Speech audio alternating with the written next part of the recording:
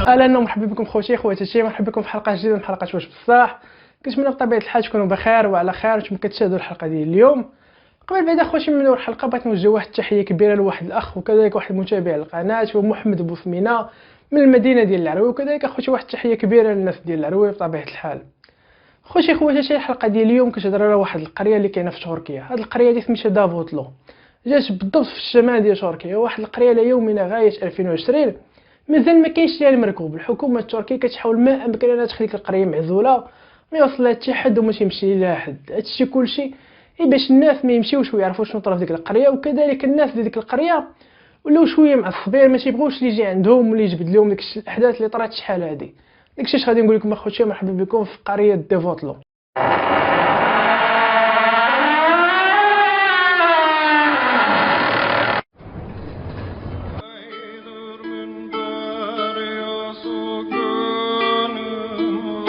الاحداث هذه خوتي طرات سنه 1983 بالضبط في القريه ديال دافوتلو، وكانت واحد القريه اللي تقريبا كي باقي القرى داكشي اللي تيزرعوه تياكلوه بطبيعه الحال، تيحفظوا يعني كاع كيما القرى اللي كتعرفوا عايشين بخير وعلى خير.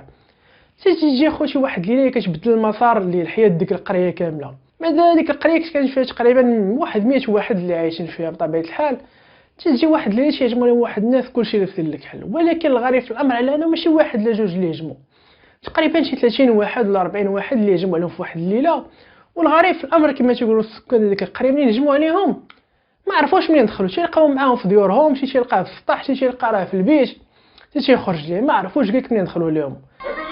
Bana çabuk oradan Arapça bilen birini bulun. Köylü, asker kim var? منين جاو خوتي دوك الناس قتلوا تقريبا ما يقارب 40 واحد في ديك القريه. الشرطه التركيه بطبيعه الحال جات كدير تحقيقات، لان كانت واحد المجزره كبيره اللي طرات في القريه ديال دافوتلو. ملي جاو يديروا التحقيقات ما فهموا والو، ما كاينين بصمات، ما كاينين حتى حاجه، والناس كلها مقتوله. وكاين شي وحدين ما تلقاوش كاع وما عمرهم تلقاو، ما عرفتش اختطفوهم كما تيقولوا هما ولا ما عرفتش شنو داروا بهم.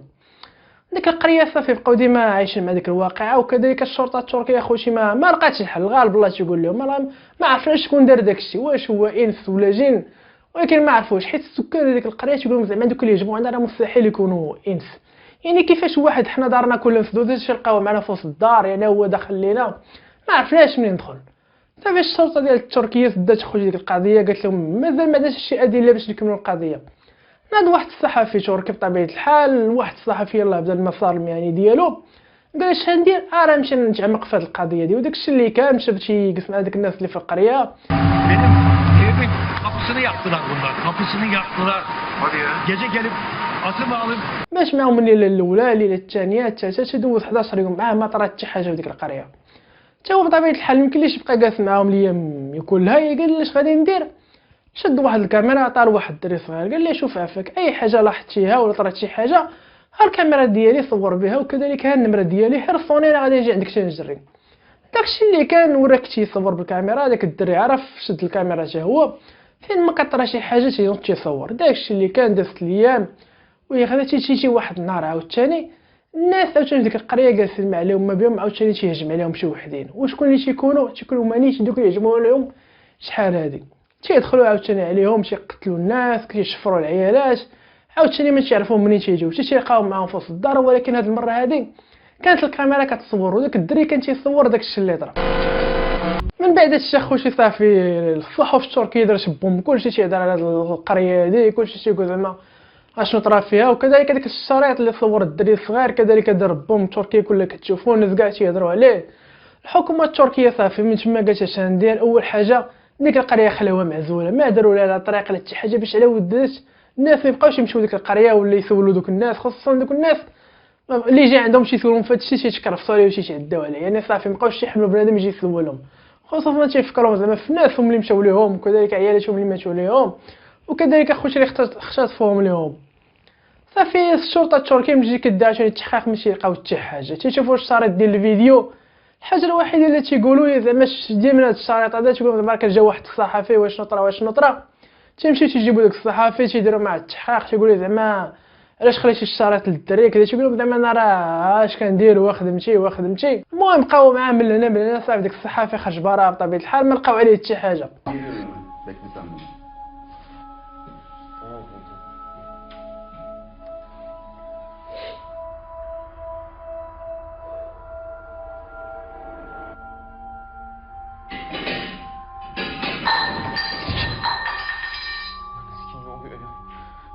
oluyor ya burada ne oluyor?